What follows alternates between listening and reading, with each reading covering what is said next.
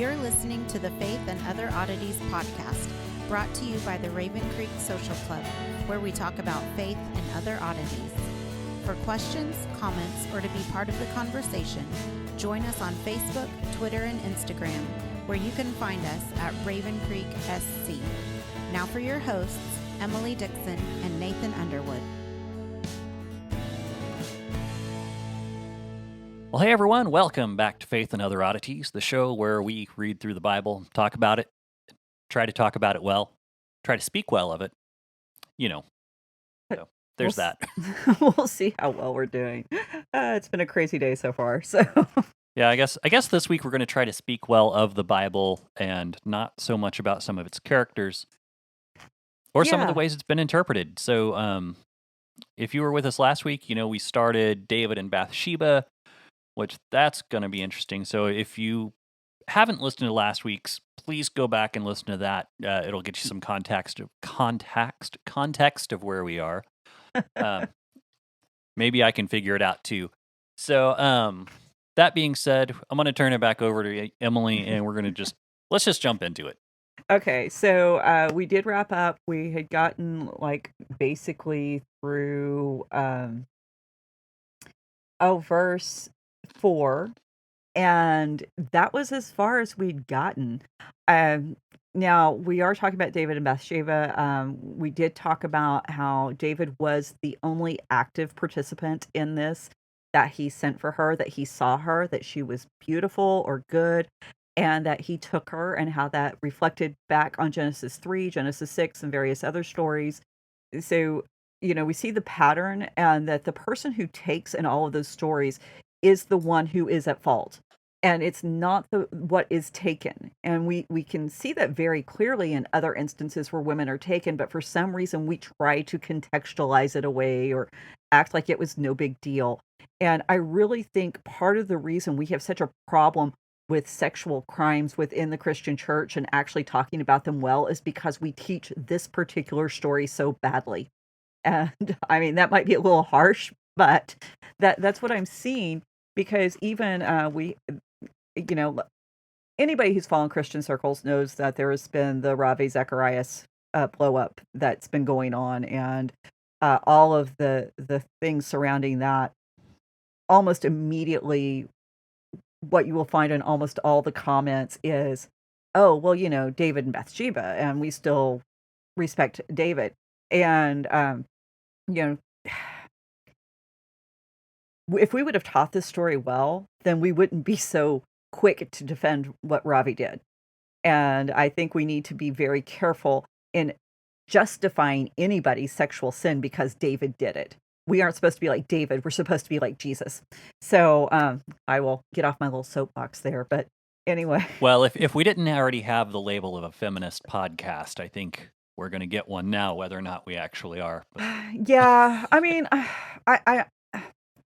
I don't want to be a feminist for the sake of being feminist or being cool or trendy or what have you, but I do want to respect what's in the text. And the text specifically says David is at fault.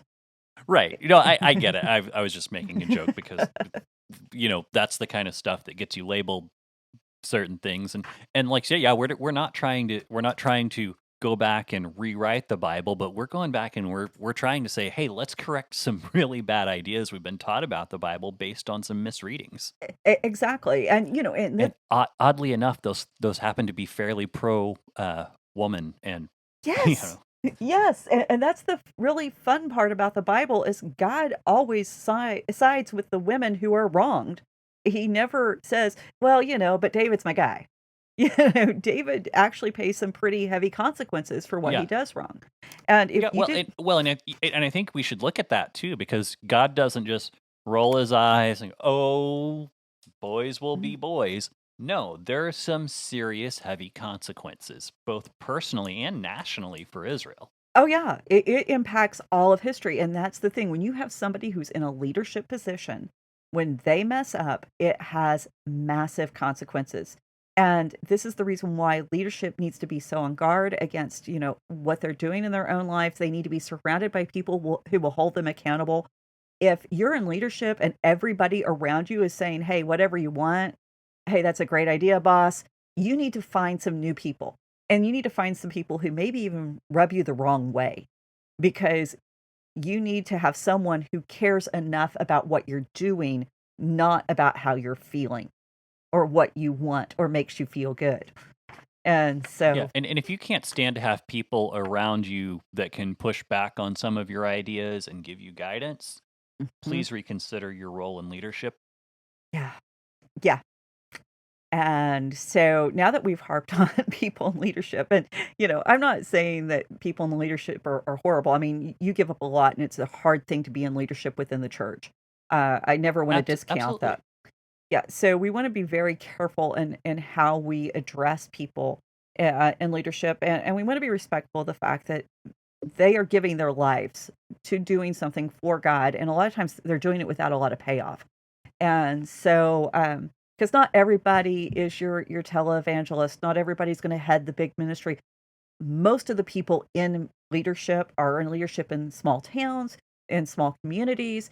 They are really working hard to do what God has called them to do, and they may never get recognized beyond just a handful of people in their lives, if that. So in this situation, though, we have the King of Israel. He is high profile, and the problem is he is acting like one of the sons of God in Genesis 6, not a son of the God. And that was the identity that was bestowed on him in 2 Samuel 7, when God says, I've adopted you, I've adopted your family. You are now my sons. And so David is failing to be who he has been called to be, who God says he is. And, we're beginning to see that David is just as flawed as Saul was. And the reasons why we were worried about Saul was, he was acting like a king of other nations. Well, now David's doing the same thing.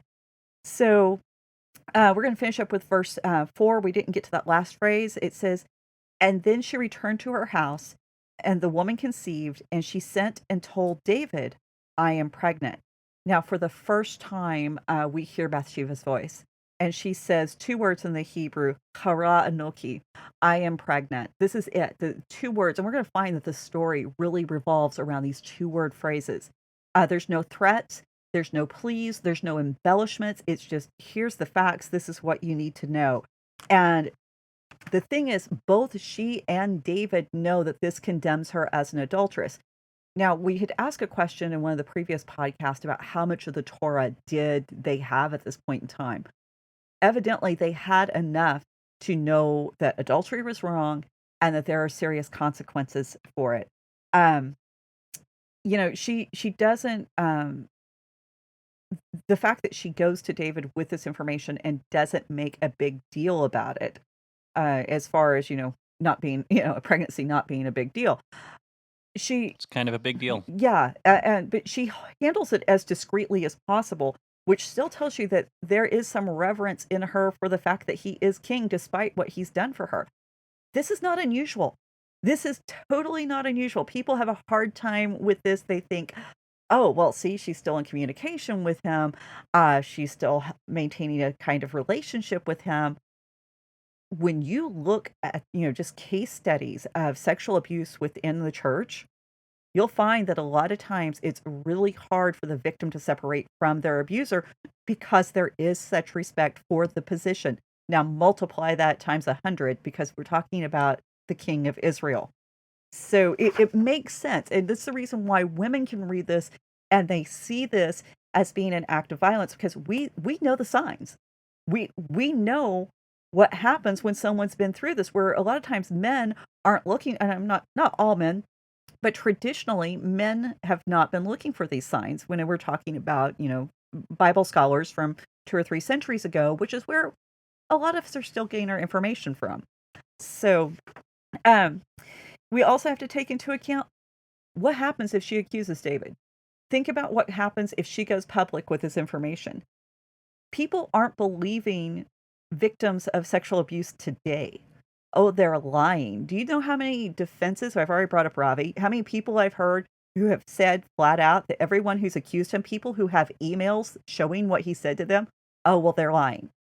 And so the fact that we would think that it would be any different at this day and time is ridiculous. To convict David of doing something wrong would require the testimony of 2 witnesses. Now, who could have possibly testified? Not Bathsheba. She's a woman. Her word doesn't count in Hebrew courts. David is the only one who can testify. And do you think he's going to testify against himself? The servants might be able to say they brought her to him, but they can't actually confirm what went on behind closed doors. So she has no one to plead her case. And she is staring at a death sentence because she would die for committing adultery. Everybody knows her husband's out of the country. And David he can get by with this and never have to say a word. He does not have to do anything for her defense. He can just let it happen. He can let events play out. Now, I'm not saying this makes what he did okay, but he is showing at least some modicum of compassion and concern that he did place her in a situation that was not good for her. And a lot of people think that when David has Uriah killed, that he's doing it to preserve his own well-being. That's not the case. He is actually doing it for her.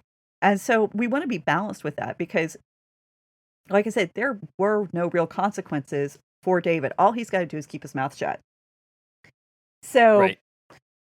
Yeah. So verse 6, David sent word to Joab, "Send me Uriah the Hittite," and Joab sent Uriah to David. When Uriah came to him, David asked how Joab was doing, how the people were doing, and how the war was going. Now, I think you kind of have to wonder what's going through Joab and Uriah's mind at this point. They're in the middle of a siege of Rabbah, and David wants to call one of the best warriors home to make small talk. Mm-hmm. They had to understand or at least suspect something fishy is going on. So, verse 8, David said to Uriah, "Go down to your house and wash your feet." And Uriah went out of the king's house, and there followed him a present from the king. So, go wash your feet. That's a euphemism. You wash your feet before you go to bed. You don't get in bed with your spouse with dirty feet. We see that in Song of Songs or Song of Solomon. It's interesting that David says, "Go down." So there's a possibility David may have even slipped up here, that hey, I know where you live, and I know that the house is below me, or it could just be that the palace is taller than everybody else. The other point here is he sends Uriah home with a gift. He's inflating Uriah's ego. You're special, you're great, and men, anybody, but a man in this position that Uriah is in, to receive a gift from the king, an acknowledgement that he's important, that he's special. This is supposed to kind of encourage him. Go home, brag to your wife, tell her how great the king thinks you are. So, verse 9. But Uriah slept at the door of the king's house with all the servants of his lord, and did not go down to his home. Verse 10. And when they told David Uriah did not go down to his house, David said to Uriah, "Have you not come from a journey? Why did you not go down to your house?" And Uriah said to David, "The ark and Israel and Judah dwell in booths," or tents is another word there. "My lord Joab and the servants of my lord are camping in an open field. Shall I then go to my house to eat, to drink, and be with my wife? As you live, as your soul lives, I will not do this thing." Uriah's speech is this indictment against David. Uriah is refusing to do everything David has been doing. David's in his house in Jerusalem. He's eating, he's drinking, he's sleeping all day. He's sleeping with Uriah's wife. David, the chosen anointed king of Israel, is doing all this, while Uriah the Hittite is the one saying, "I won't do this. I won't participate in this because it's dishonoring to you, the king, Joab, my general, and to the God of Israel, the God that I serve." And so now we see how Uriah is actually embodying all the things that we have admired about David. He's showing concern for the ark, that the armies dwell in tents. Where David had just a few chapters back been upset because the ark was in tents. He's loyal to Joab the same way that David had been loyal to Jonathan. And he's loyal to David the same way that David had been loyal to Saul. And we're seeing an honor and concern for the Torah, because warriors don't engage in sexual activity even with their wives when there's a major war going on. So Uriah has just shamed a king without even realizing that he's shamed a king. Right. And, you kind of, Uriah is really the hero of this story. And because he's proven himself to be greater than David. And this was something that the rabbis could not stand.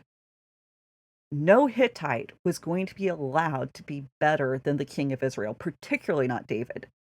And so they do these astounding mental and theological gymnastics to get David out of this jam and to somehow shift the blame from David onto Uriah, which I think is fascinating because you see how their concern is for the reputation of Jews, where our concern as Christian society has become about men versus women. And so who you blame in this story really demonstrates your bias and who you don't like and who you really want to defend. Now, we share with the Jews that we want David to be elevated. We want him to do the right thing. So we shift our blame onto a woman. They shift theirs onto a Gentile. So I think it's very telling. It fascinated me. So they begin by devising a way that denies that David commits adultery. Mhm. Now, they acknowledge that he slept with her, that they had sex. That is not a problem. But they claim she's not a married woman at this time. So therefore it's not adultery. Now, yeah. Oh, this is fun. So adultery under Please tell me how they get to her not being married, because the text clearly states she's married. right? And so basically, you've got to go with a strict interpretation of what adultery is and is not in the Torah. A very strict interpretation is that adultery can only be committed by a married woman or by a man with a married woman. So therefore, if the woman involved is not married, it's not adultery. It's fornication, which is, bad, but it's not horrible. Adultery carries with it a death death sentence. Fornication, not so much. There's lighter consequences for that. And so the way they get there is that at this time, it's believed, and there's various reasons for believing this, but that when the warriors would go off to war, that they would write their spouse a conditional certificate of divorce, that they would provide them with a means to be free to remarry should they, their bodies be lost, they get captured, they're taken away for years. So now they're divorced, they're free to remarry if they want to, and so therefore Bathsheba was technically divorced when David sent for her. And the thing is, the divorce only remains in effect as long as the spouse does not go home. And they believe this is the reason, or they claim that this is the reason why it's so important that Uriah never goes home. And so therefore, Bathsheba is divorced throughout all of the story. I think that splitting hairs, it's a technicality. Now, they do say that in this situation, when David's trying to invite Uriah to go home, that David's actually providing a kindness. He's trying to prevent Uriah from being humiliated before the rest of the men. So David is extending a grace and trying to cover up Uriah's shame that his wife would take advantage of being divorced to sleep with another man. And so, you gotta love the reasoning here. And I can see you shaking your head. I can feel your eyes rolling. It just feels like a little bit of a stretch. A little coerced. So yeah, a little bit like I don't know. It feels like a lot of. It kind of feels like a lot of victim blaming. Yeah. Oh no, it gets better. It gets better because now David's kindness is met with disobedience. and insubordination on behalf of Uriah. So basically, they say Uriah failed to obey because David said, "Go to your house." It was a direct command. He should have went and done it. He calls Joab my lord before he calls David his lord. So basically, he was saying Joab was better than David, and this was not to be tolerated. And that Uriah was actively rebuking the king, which basically Uriah was overstepping his bounds and should have kept his mouth shut.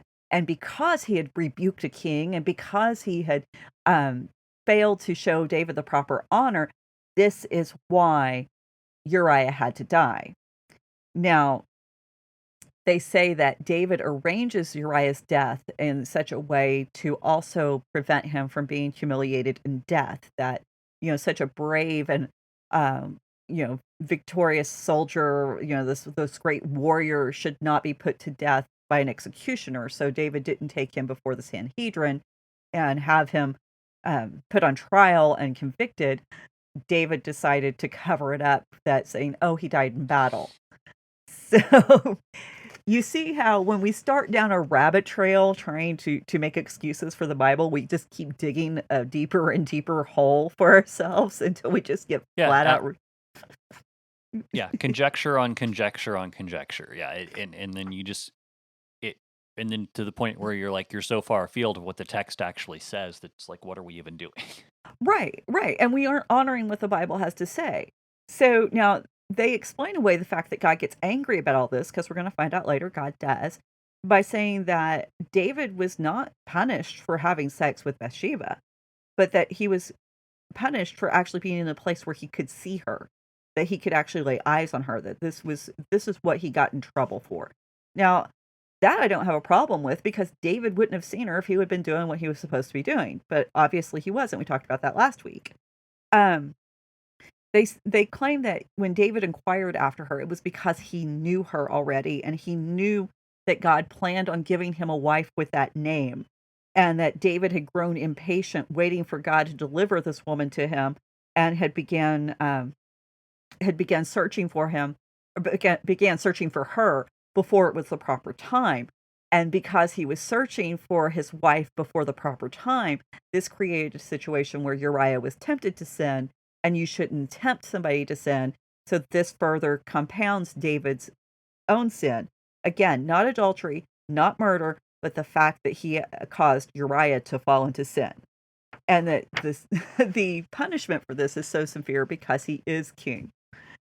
And so what I found so interesting is that they would go to such lengths to shift the blame off David, that we as Christians can look at this and go, "That's ridiculous."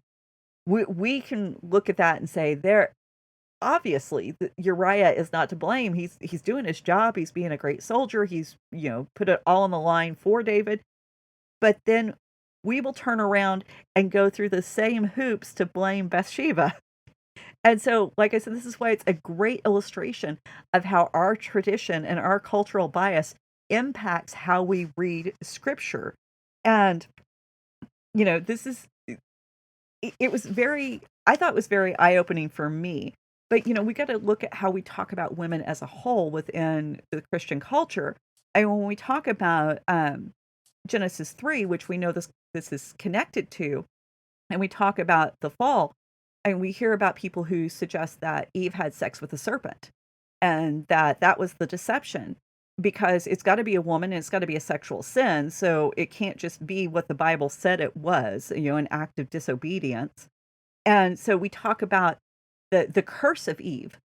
The word curse is never applied to Eve. It's never even applied to Adam. It's the snake is cursed and the ground is cursed on account of Adam, but Eve is never cursed. We neglect to talk about Adam's role in the fall in Genesis 3, just like we do with David. Adam was right there. This text specifically says she gave it to her husband who was with her, that he was there. We don't share in Eve's mourning over the death of her son. She lost one son because he was killed, and another son because he was the killer. And yet we do the same thing with Bathsheba. We don't mourn with her over the death of her son. she has a son who dies too. We don't celebrate the fact that Eve later on gives birth to Seth, who becomes the one that the Messiah is going to descend from. Now, we see that also paralleled with Bathsheba, because she's going to give birth to Solomon, who becomes the second greatest king that all of Israel will ever know. But when we blame Eve, it becomes very easy to blame Bathsheba. And so, the Jewish thought and theology, particularly about Bathsheba, is that she's the mother of Solomon, this great king, so she can't be blamed. They have to find a way to extract her from that situation and to absolve her of any guilt. So they're fine with the idea that she's not to blame here. They're completely okay with that this was David's doing. And they're okay with even putting the blame on David in as far as its impatience. But they have to take the biggest part of the guilt and shame and transfer it over to someone not part of their community, which you think about how that transfers to women. It's basically saying to women, when we blame Bathsheba or blame women for being sexual assault victims, you're not part of our community. You don't have any standing with us. And so, and the other thing when we do that, we're also, and this is where I don't have a problem blaming everyone for their respective roles in this. And of course, David, exerted the most power and influence in all this because he is king. Because to me, whenever I read the Bible, I look at it as the story of God saying, I've got a plan. I'm going to redeem, no matter how bad humans mess it up. I'm going to overcome the sin. And this is one more step in his process of overcoming sin and redeeming and making his goodness come out of a world that's broken. Right. And so that's why I don't have a problem going, yeah, you all really, everybody had a role in this. Yeah, exactly. So, and I think the other thing too is we have to remember this is another time that knowing how the writer of each particular book approaches a topic. In Samuel, the only person within each narrative that's significant is the active participant. It's the one who's doing the action. So for him, Bathsheba is not the active participant. The only time she takes any kind of active role is when she sends to David and says, I'm pregnant. And so before that, David is the one who does all this. And we know that he is the focus of what's going on because we've been going through this, and we know with the writer of Samuel, the only one who matters is the one who's performing the deeds.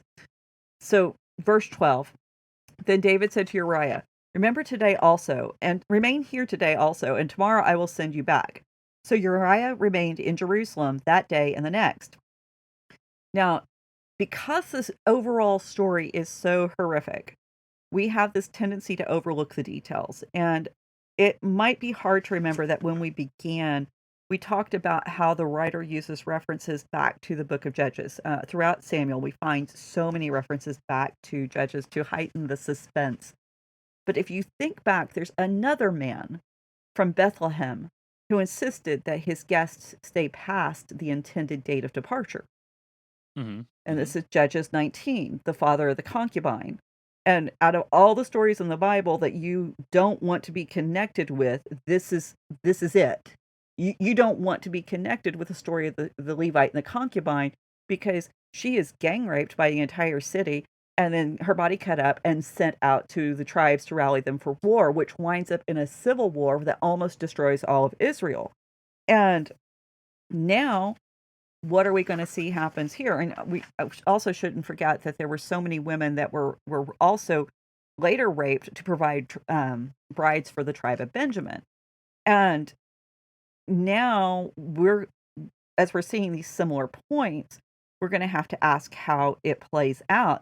Because the thing is, out of this situation with David and Bathsheba, we're going to see further rapes. More women are going to get raped because of this. And there's going to be another civil war. And if you remember back to the Levite and the concubine, this also connects us back to Sodom and Gomorrah.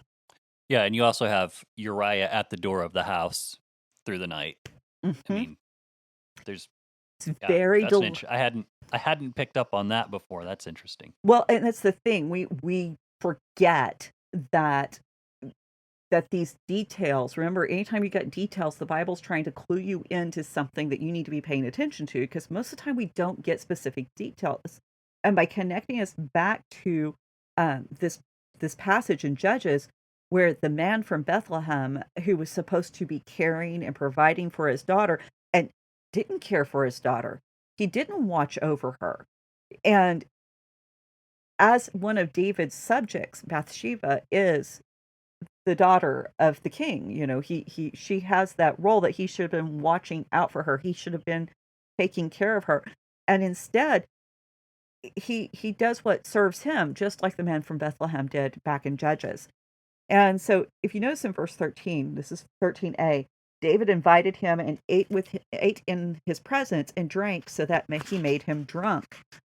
Now, the last time that we had somebody, well, not the last time the last time we had somebody else make someone drunk, this goes back to Genesis 19. And it was, remember, David's trying to get Uriah drunk specifically for the purpose of getting Uriah to go home and have sex with his wife. The last time we had someone getting another person drunk for the purposes of sex was Genesis 19, like I said, and this is Lot and his daughters. It's the daughters who got Lot drunk so that they could rape their father. And these are the result of the events at Sodom and Gomorrah. So again, Judges 19, when you get back to Genesis 19, these stories play off each other, and the writer of Samuel picks up both of them and says, this is how bad David's behavior was. The events that happened here are just as horrifying as the events in Judges and in Genesis. We cannot and should not downplay the story as anything less than a horrible tragedy. And he's also showing us, the writer showing us, that he has the ability to incorporate all of Israel's history together to present this horrible story. And, we have these far-reaching effects. I mean, obviously, Sodom and Gomorrah, we still talk about that today. You can't hardly get on the internet without finding some kind of reference to it. Um, it almost, obviously, Sodom and Gomorrah were destroyed. The consequences in Lot's life were not great. But, here in this story, we have the immediate consequences of, Uriah's going to die. David's going to have problems in his own household. Bathsheba, she's going to lose a husband. She's going to lose a child. David's house is going to be thrown into chaos. But this story, just like those previous stories, is going to shape the history of Israel. And, sexual sin is never minimized in the Bible, and God never acts as if it's something to be ignored or downplayed. He always confronts it. He always says there is a consequence to it. And the stories of sexual violence really demonstrate that God says sexual sin has an impact on the entire society, the entire culture. It's not just limited to what it does to that individual. What it does to the individual is awful, but it has a ripple effect. And another reason why we as churches have to be on guard against this kind of behavior from leadership, or even, when I say leadership, we can be talking about the pastor of a church, we can be talking about deacons, we can be talking to elders, we can just be talking about people who are well respected in the church. We need to call sexual sin out the same way that God calls it out, because we want to stop the way it impacts, because it doesn't just impact their victims, it will impact the church, and by consequence, it will impact the community, but it also impacts the church at large, because I guarantee you there are watchdog groups out there, which I don't have a problem with, who catalog every act of sexual violence, sexual assault that happens within a church, and they use it as a way to say, aha, this is why you can't trust Christians. Look at what they're covering up. Look at what they're allowing to go on behind closed doors. We allow it to go on behind closed doors because for some reason, when we approach our own text and we approach the story, we try to put it behind its own kind of closed door. And we have really trained ourselves to think of sexual sin as something that you do downplay, you do minimize, and you ignore. The Bible does not do that. God does not do that. And so, anyway, I get a little wound up on this one. So we can look forward to the latter part of that verse 13. Um, and it ends with Uriah sleeping with the servants and not going to his wife. So Uriah is still standing strong. He's not doing what David wants him to do. So verse 14. In the morning, David wrote a letter to Joab and sent it by the hand of Uriah. Now, David uses Uriah's loyalty against him. And the only way David's plan has any hope of succeeding is if Uriah could be trusted not to read the message, or so we're told.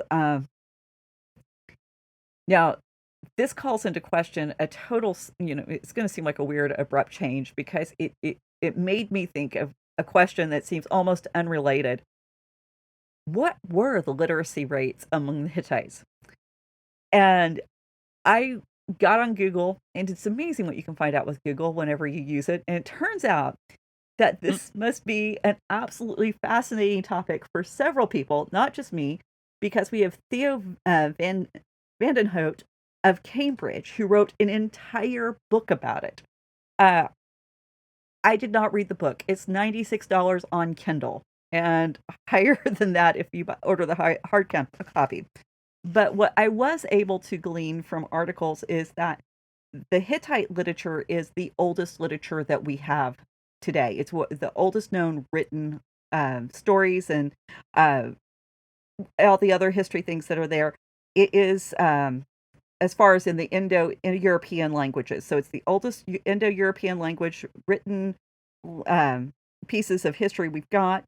And then that leaves the question of whether or not the masses could read or whether it was something that was reserved just for the elite. Now, we can tell from Joab's story, from Joab's role in this story, that Joab can read. So the generals can read, and there's actually other scholars who believe that it was common for the generals of the armies to be able to read because, they had to be able to receive communication with their troops, with the kings, with other generals fighting in the same area. And Dr. Ari Shahs of Tel Aviv University believes that by 587 BC, that 15 to 20% of Israel could read, and that would have encompassed most of the military leaders, and they would have been fully literate. And that was not a new development at that time. He believes it's part of a continuing tradition. But by 587 BCE, this is when we've got enough artifacts amassed to basically be able to prove that 15 to 20% of Israel was literate. And Okay.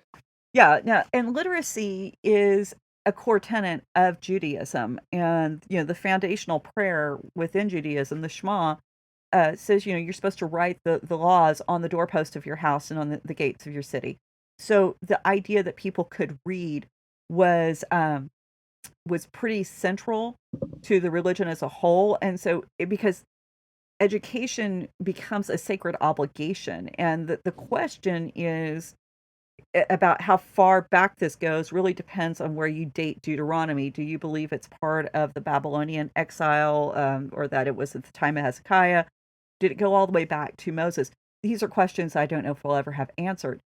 But I did think it was interesting that I'm not the only one going, could Uriah have opened it? Could he have read it? What was David planning, and how much did he rely on Uriah's loyalty versus his education or lack thereof? And it turns out that he probably had good reason to think that Uriah could read whatever he sent Joab. So he really was relying on the fact that Uriah he's an obedient soldier. He does what he's told. So, well, that's what I would have guessed just from the text, given Uriah's devotion and the fact that he didn't go home, because there was that idea, or there is that idea that it's during times of war, you're not supposed to have sex with your wives before going into battle. So that's exactly. that's what I would assume on that. Yeah, but you don't want to assume everything. You got to go dig around, see what you can find out, because that's when you find these really cool articles that say, "Hey, there's more going on." No, I mean it is interesting, but I'm just saying, I think we could gather from the text that he's a devoted follower. Yes, definitely. I think that's 100% obvious within the text, which makes it so funny that the rabbis went out so far out of their way to blame him for all of this. And I think it really shows if the rabbis are being ridiculous and blaming Uriah, then we're being ridiculous if we try to blame Bathsheba. So, verse 15. In the letter he wrote, and we're talking about David, set Uriah in the forefront of the hardest fighting, and then draw back from him that he may be struck down and die. So David's intent is, I want him dead. There's no ambiguity in this message. And you've got to wonder exactly what Joab is thinking about this. But the the writer seems to almost be including, anticipating the theories that are going to be formulated, because there is one theory that's out there that David was not in any way to blame for Uriah's death, that Joab actually was the one who decided that Uriah should die. And, basically the idea of blaming David is a smear campaign against the king of Israel. Another theory is that Uriah was an impetuous warrior who rushed ahead, and this is why he was killed, and this was kind of known to be in keeping with his character. But the writer Samuel doesn't want you to make that mistake.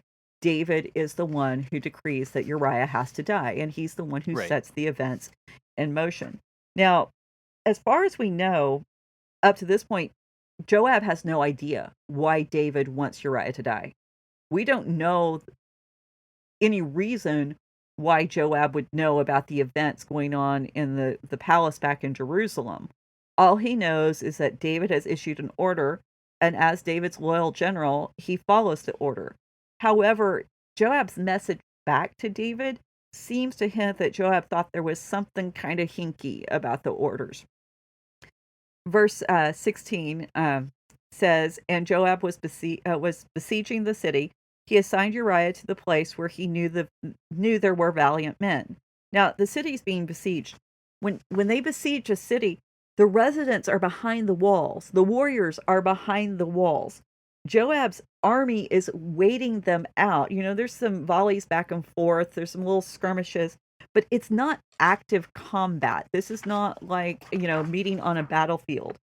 But Joab sends Uriah to a place where there's valiant men. So these are guys who have been, who knows how long they've been sitting there waiting for something to happen. Warriors who are bored, warriors with pent-up energy and a lot of anxiety. And so he's even sending Uriah to that spot means that, there's the temptation for these guys to come out from behind the walls and actually fight. But we're going to learn later that that's not what happens, even though that might be the image that we have in our mind. What happens is he gets shot by archers. So now verse 17 says the men in the city came out and fought with Joab. So I know I just said that that didn't happen, but evidently I forgot my own notes. So they did come out, they fought, but whether the question is, did they come out from behind the walls or did they come out to the tops of the walls? And so some of the servants of David among the people fell. Uriah the Hittite also died. So not only did Uriah die, now we have multiple men. And who was Uriah with? He was probably with other mighty men. He probably wasn't just with regular foot soldiers. And Joab, he showed that he knew he could predict what these warrior men would do. And he knew that the valiant men would not let, the passing by of the enemy by their walls go unchallenged.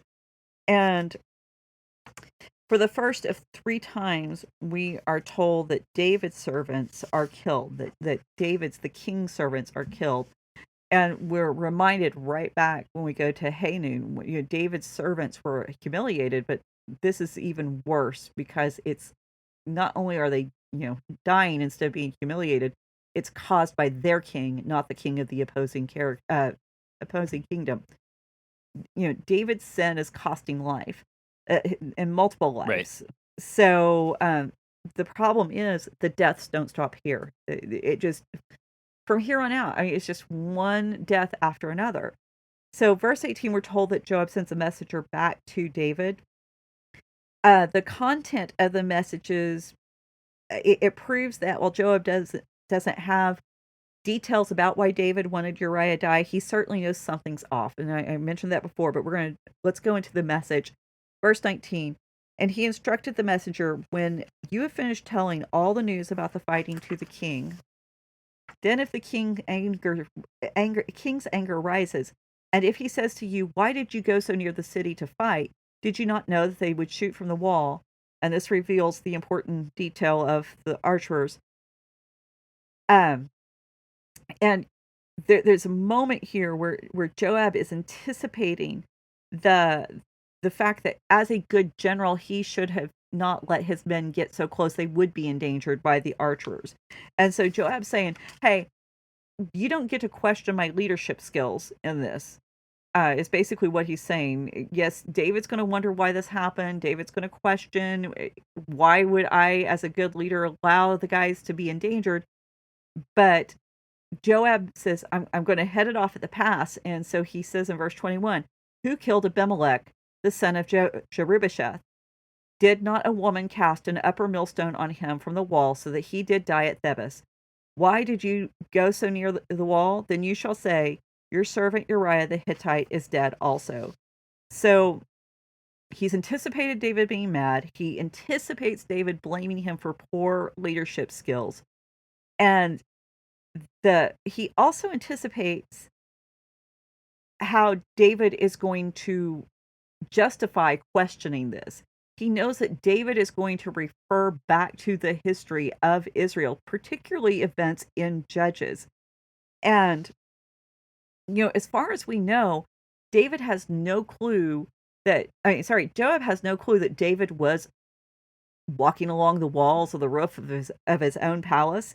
He has no idea that there was a woman involved at any way, shape, or form. There's another point in the story where, just like Uriah, whenever he said, hey, I'm going to do the right thing, it serves as an indictment against David. Now Joab sends back another message that is also an indictment against David. And there might be just the slightest little hint of compassion on display from Joab here, in that he knows that any messenger who brings David bad news has a tendency to end up dead. And so he might be actually providing the messenger with an out, a way to stay alive. And right. I don't know, but is it? I mean, it almost kind of seems like there's an implication of connecting this back to, the death of one man by a woman. That he's telling the messenger, maybe bring this up if David gets angry about it. That a death by a woman from someone on a wall might be involved here. Well, that's the thing. We don't know. We don't know if Joab was being very pointed by going back to this example, or if he just, hey, it works here, so I'm going to use what's available to me. We've got that question, but it's funny that he puts the words in David's mouth. He says, if David says this, if David references this event, then this is how you respond. And I had not, I hadn't slowed down in my reading enough to realize that even though Joab's saying it, he's saying this is what the king could say. And now, for those who don't know what he's referencing back to Judges 9:50 through 56. That's the story of Abimelech, the son of, here it's called Jerubbesheth, but we know him better as Gideon. And Gideon's name was changed when he tore down his father's idols, and that's he became Jerubbaal. But the writer of Samuel never includes the name Baal in any of the proper names in his book. We saw that already with Mephibosheth. And after Gideon had conquered the Midianites, the people had asked him to be king. He had, technically declined, but for all functional purposes was king. And then Abimelech, who was his son, and we covered a lot of this more in detail in a previous episode. Abimelech, his son, decides that he is definitely going to be king of Israel, and he kills all of his brothers except for the one who escapes, which is Jotham. And we know that Abimelech is clearly an illegitimate king, and his story was connected to Saul's in several ways. Now, when Abimelech died, it was when he was attacking the city of Thebez, and a woman threw a millstone from a tower, and the millstone wounded him, and he tells his armor bearer, I want you to kill me so it's not said that a woman kills me. Now, if you remember the death of Saul, Saul tells his armor bearer, kill me so it's not said that the Philistines killed me. And so that's where we get the connection back to Saul. But now we're beginning to see how David's becoming folded up in this legacy of illegitimate kings. And we have to wonder, is there any way David can pull out of this? And again, the only hope we have is back in 2 Samuel 7, where God has established a covenant with David. And how much of God keeping that covenant is dependent on David upholding his part, and how much of it is God being true to the character of who he is. And David knows, whether Joab knows it or not, David knows he got too close to the wall. David knows that these deaths are the result of not just a woman or what a woman did, but the fact that he allowed a woman to tempt him from doing what he knew was right. And David's become a murderer. He's murdering his brothers in arms, if you will, and in that way, very much reminiscent of Abimelech. And there's this insinuation in Joab's words that David might not be worthy of king. And the reason for that is because he's sharing just a few too many qualities with Abimelech and with Saul. So, verse 22, the messenger goes to David. He tells David, the men of the city came out to fight in the field. We drove them back to the gate, and the archer shot David's servants from the wall, and the king's servants were dead. And Uriah the Hittite is also dead. David said to the messenger, and it's very interesting, David's response, because it's not the angry response that Joab says. And we don't even know if actually Joab's message about the woman on the wall gets back to David. The messenger doesn't have to use, David doesn't say these things like Joab predicted he will. David actually bypasses, and he says, thus you shall say to Joab, do not let the matter displease you, for the sword devours. Now one, now another. Strengthen your attack against the city and overthrow it, and encourage him. Now, the sword had nothing to do with the situation. Archers killed Uriah and the other men. Now, David accepts the losses as inevitable, and they're acceptable as long as Uriah is dead. As long as this goal has been achieved, he's okay. And David's mercenary side is really shining through, because he is extending Joab this comfort and encouraging him because Joab managed to kill Uriah. So it's okay. The other men died. David doesn't care. And this should be just as disturbing as the rest of the story to us. Why isn't he upset that not only is Uriah dead, several other of his fighting men are dead? Well, yeah, and to me, this kind of sounds to me like David had a prepared speech, and all he heard of the message was that Uriah was dead. Mm-hmm. Which is troubling in and of itself. I mean, a king needs to be aware of what's going on. He needs to be able to listen. But at this point, David's not listening to anyone. He's evidently not even talking to God anymore. Where's Nathan at that point in time? So we've got all this stuff happening that's showing us David's not being David in this moment. And yeah, so should we also assume that if someone answers you only in prepared statements, that maybe they're not where they're supposed to be? Don't even get me started on that one. Sorry, I couldn't resist. Yeah, but this whole story, I don't see how anyone can read it. I mean, just read it, even without the background.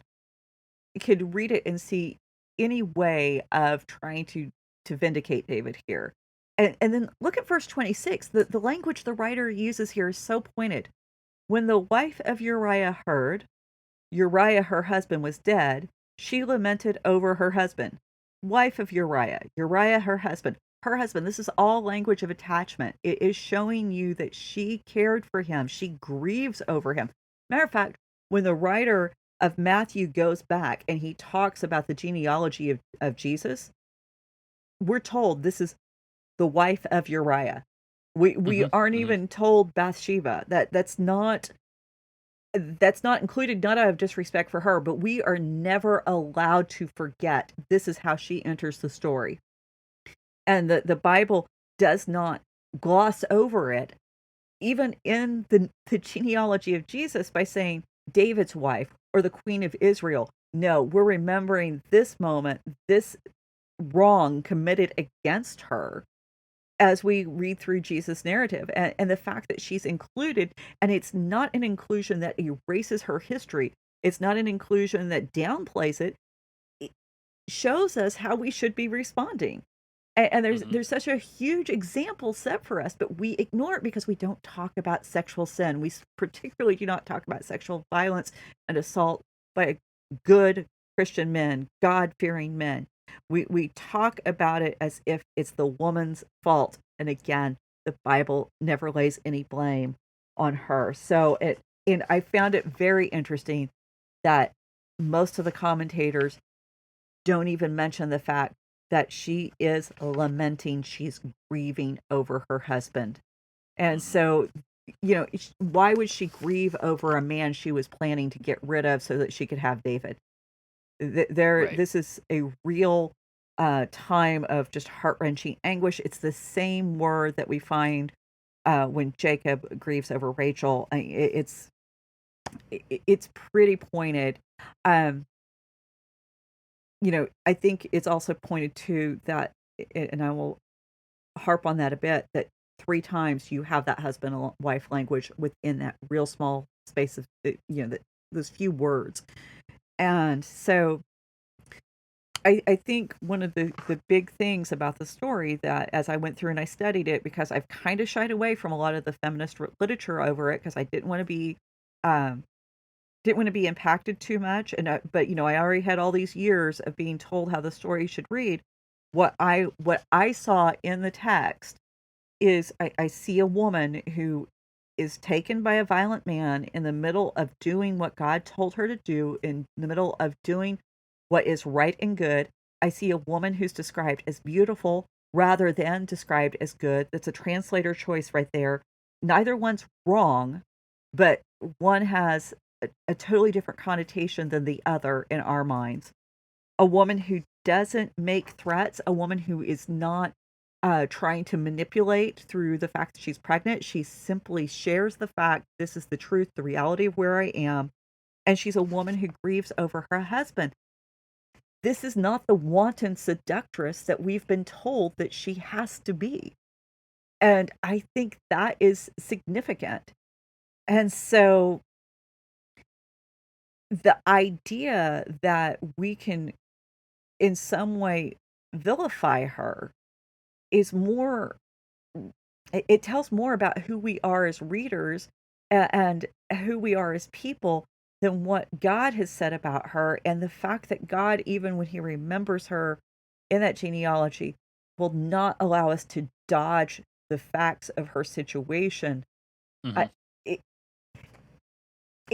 it's huge. And I just don't understand how in the world we've justified making her into this image of seduction when she's so clearly not. And yeah. Yeah. Yeah, and you mentioned the genealogy, and that's one of the things. I mean, if you look at the stories of the genealogies, it's a truncated version of the whole Old Testament, and how people screw it up and screw it up and screw it up. And that's why we need a redeemer. Hmm. That's why we need Jesus. So that's yeah. Yeah. We And we're gonna. I mean, I actually, I mean, we're kind of doing this anyway, but I think it would be fun to do after we wrap up here, to kind of go back and kind of a retrospective. I know we talked about possibly doing the Gospels in the future whenever we finally get through some of what we're working on. But I do think if we ever do that, it would be very interesting to go back, because this is how we should read the Gospels. especially the genealogies of Jesus, we should go through them. And every time there's someone mentioned, we should go back and look at their story and go, Mm-hmm. Mm-hmm. this is terrible. Then the next person, Oh, this was a right. terrible situation. Also terrible. You know, Yeah, and that's the interesting thing is when we talk about Jesus' genealogy, Heiser has a great treatment of this in Reversing Hermon. There's 4 women mentioned there, and we have Tamar, who is Onan's wife, and then we have Ruth and Boaz, who, Ruth, the Moabitess, who winds up basically seducing Boaz. We don't tell that story that way. We have Bathsheba, and we have Rahab, and all women who are involved in something sexually scandalous, whether they were the perpetrators or they were the victims. And the women on both sides of that equation are redeemed. It's not just the yep, victims that are redeemed, victims, yeah, we need to be redeemed, not because of the fact that we've committed the sin, but because of the hurt and the wounding, and we need to have healing and restoration. Women who have been the perpetrators, they can be redeemed. And I think that's really interesting that in Christian circles, and this is for men as well as women, uh, that a lot of times sexual sin is seen as the unforgivable sin. It's the one sin that has some kind of special place in God's rule book that not going to deal with that one, when that's so not the case. And obviously we see that with David, and that really is the point of the story. When we talk about it in the salvation history, we're talking about the fact that even though David did something so awful, there is a chance for repentance and there is a chance for redemption. The consequences of David's acts are not going to be removed. It's going to happen, and David can't stop it. And we're going to see how he attempts to stop it. But David is not cast out of the family. And so we're going to talk about why God could even do that. And I think, because I do want to include this in the episode so people don't miss it. When we start grading sins on a scale, it's so easy to feel smug and superior to everyone else and to go, oh, well, at least I didn't do that. And, thank God there's some sins that, aren't real common, or that, we as believers tend to avoid because those are good things to do. But here's the thing. If God can forgive a sin as big as what David has committed here, then we should rejoice in the fact that we know our sins are covered. And so I think that's the big takeaway is, if God can forgive huge, horrible sins that we want to grade on that scale, then he can also forgive the smaller stuff. And instead of us feeling superior to David, we should be in awe and grateful that we can rest with this confidence that God will forgive and redeem us. So we've got a little bit more to go in the story, and of course Bathsheba is going to show up some more later on. She actually turns her story around in some really interesting ways. And yeah, I do want to comment. I mean, not comment. I do want to hear that and discuss that quite a bit, because it gets very interesting later on in the story, and she becomes a major player in a lot of things. Oh yeah, she's called a Gibora. She's which is the counterpart of the Gibborim. She's a mighty woman, and so you Right. have to wonder, what does it take to become a mighty woman, and which I think is really encouraging for women who have gone through sexual violence, to know that this woman from the Bible, God elevates her to this position, and so that, I Mhm. mean, to me that's hope that we could be considered Yeah. a Gibora. So I think we probably should hit the pause button there because I could keep talking. But again, I think this is a good episode to remind women, if you're on Facebook and you want to talk about some of this stuff, you want to talk about personal experience, ask questions about very specific issues on these kind of matters, find me. We'll get you in Scandalous and get you in there with some other trustworthy, supportive women, and provide a place that we can talk through it. So Yeah. Well, that being said, yeah, Raven Creek SC on all the social media is where you can find that, where you can get a hold of us. If you do want to talk to Emily about that, her personal profile is linked there. Maybe send her a private message if you're in a situation that needs more sensitivity. Um, in the meantime, if you want to be a contributor to the conversation, hit us up on that same social media address, Raven Creek SC or ravencreeksc.com. It's the website where you can find show notes and other podcasts. So in the meantime, I guess we'll see you on the internet. Thanks. Bye. You've been listening to the Faith and Other Oddities podcast, a Raven Creek Social Club production. Don't forget to follow us on Facebook, Twitter, and Instagram. If you like what you've heard, please write us a review on iTunes or consider supporting us on patreon.com/RavenCreekSC. As always, thank you for listening and don't forget to join us next week.